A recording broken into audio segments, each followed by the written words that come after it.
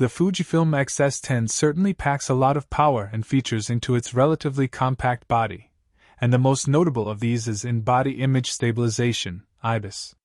We've seen small, APS-C cameras with IBIS before, the Sony a6600, for example, but none that are as affordable as the X-S10. The most obvious rival at this price point is the Olympus OMD EM5 Mark III, which has superb stabilization but a smaller 4/3 sensor. There are also question marks over the longevity of cameras like the EM5 series, given Olympus' decision to exit the camera business. IBIS systems are useful for shooting both video and stills.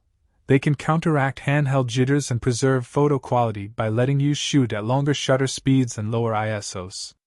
But they're not all made equal.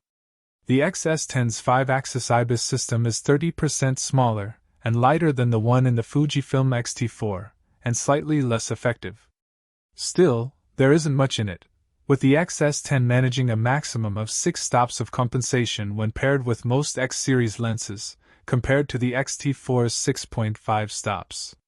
You can read more about the X-S10 stabilization in the performance section below, but broadly speaking it's not dissimilar to the X-T4.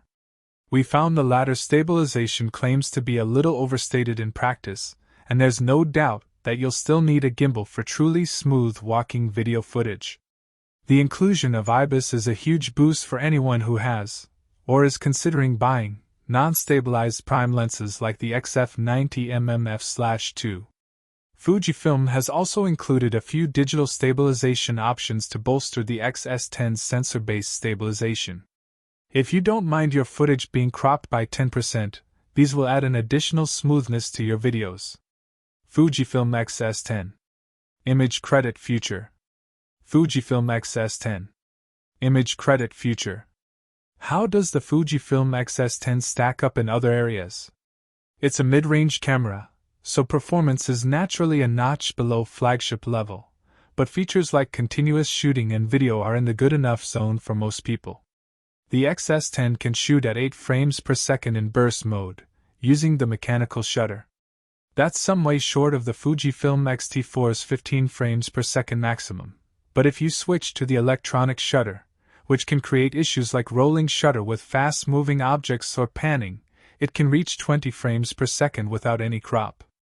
It's also a very capable little camera for video and vlogging. Like the Nikon Z50, it can shoot uncropped 4K/30p video and Full HD at up to 240p for a 10x slow motion effect.